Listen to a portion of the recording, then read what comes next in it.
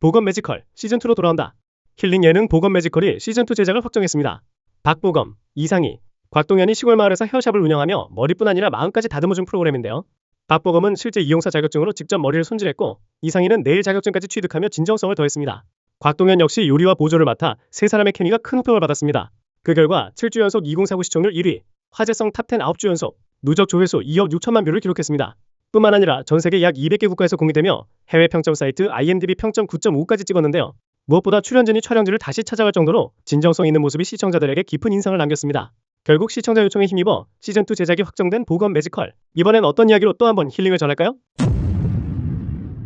이종범, 최강야구는 잘못된 선택. 이종범이 최강야구 논란에 대해 직접 언급하며 고개를 숙였습니다. 동시에 현장 복귀에 대한 의지도 드러냈죠. 지난 6일 방송된 MBC 스포츠 플러스 비하인드에서 해설위원으로 복귀한 그는 생각이 짧았고 잘못된 선택이었다며 후회하고 있다고 밝혔는데요. 그 이후 과정이 너무 힘들었다며 당시 심경도 솔직하게 털어놨습니다. 특히 스트레스로 인해 백반증까지 생겼다고 밝히며 건강 이상까지 겪었던 사실도 전했고, KT 시절 눈여겨봤던 선수들에게 코치로서 더 해줄 수 있었는데 그러지 못해 아쉽다며 선수들에 대한 미안함도 전했습니다. 최강야구는 0%대 시청률을 버티지 못하고 지난 2월 단 6개월 만에 종영하며 이종범은 낙동강 오리알 신세가 됐습니다. 이종범은 다시 현장으로 갈 방법을 고민 중이다. 콜이 오면 어디든 간다며 강한 복귀 의지를 밝혔습니다. 논란과 후회를 지나 다시 그라운드를 꿈꾸는 이종범. 그에게 다시 기회가 올까요? 박지훈 효과, TVN, 티빙 동시 방영.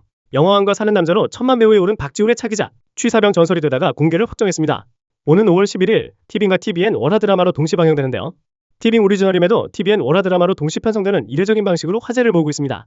보통 티빙 오리지널은 OTT 선공개 후 TV 방영 순서를 받는데 이번엔 처음부터 동시에 여는 파격 전략을 택한 겁니다. 이 작품은 총 대신 시카를 든 취사병이 퀘스트 시스템을 통해 성장하는 밀리터리 코미디 판타지인데요. 박지훈은 입대 후 특별한 능력을 얻게 되는 주인공 강성재 역을 맡아 또 한 번의 연기 변신을 예고했습니다. 이미 프랑스 시리즈 마니아에서 특별 상영작으로 선정되며 해외에서도 먼저 주목을 받았습니다. 1000만 영화 이후 첫 드라마 복귀작, 그리고 파격적인 편성 전략까지 더해진 이번 작품. 1000만 배우 박지훈의 기세를 이어 또 하나의 흥행작이 될 수 있을까요? 양상국, 놀모 고정 욕심 없다면 거짓말. 놀면 뭐하니로 제2의 전성기를 맞은 개그맨 양상국의 솔직한 이야기가 공개됐습니다. 지난 8일 OSEN과의 단독 인터뷰를 진행한 그는 대본 없이 진행되는 생리얼 예능에서 유재석에게 유씨라고 외친 파격 멘트, 사실은 목숨 걸고 했다고 밝혔는데요. 특히 뭘 던져도 다 받아준 유재석 덕분에 살았다며 녹화 후 선배가 먼저 보낸 너무 재밌었다는 문자 한 통에 어떤 여성 연락보다 더 설렜다고 전했습니다. 함께 출연한 절친 허경환에 대해서는 10년 넘게 예능에서 버틴 대단한 사람이라며 존경을 표하면서도 허경환 내가 잡는다는 유쾌한 경쟁심도 드러냈습니다. 실제로 양상국은 짧은 선공개 영상에도 댓글이 1000개 넘게 달리는 등 폭발적인 반응을 체감하고 있다고 밝혔는데요. 또한 고정 욕심은 있지만 한 번에 되겠냐며 여전히 신중한 태도를 보였습니다. 3달 전만 해도 요즘 뭐해요? 가 인사였다는 양상국. 이제 진짜 시대가 오는 걸까요?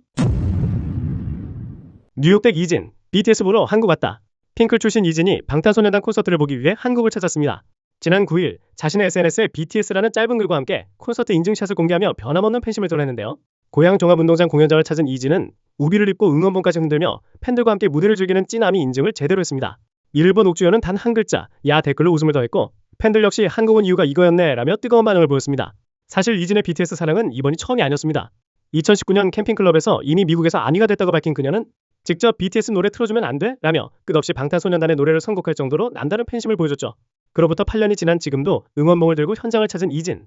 핑클 콘서트가 아니라 BTS 콘서트가 귀국 이유였습니다. 아이유 변우석, 첫 방부터 MBC 살렸다. 지난 10일 첫 방송된 MBC 금토 드라마 21세기 대군 부인이 시청률 7.8%로 금토극 1위에 올랐습니다.